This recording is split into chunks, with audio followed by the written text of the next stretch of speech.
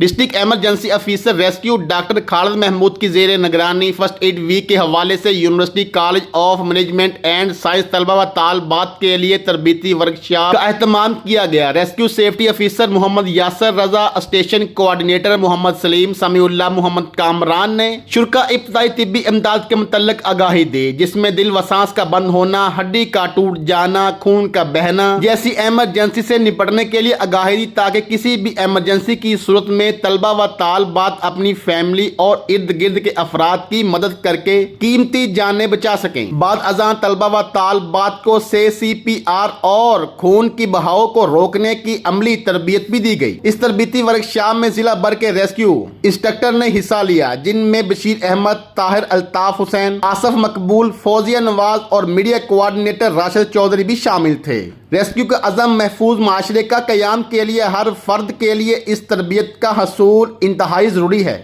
اس موقع پر director university college of management and science doctor Umaira Asghar, academic coordinator miss Sidra Badar, coordinator student affair miss Fatima Rashid نے اس تربیتی ورکشاپ کے انعقاد پر ریسکیو 1122 کی ٹیم کے اس کاوش کو سراہا۔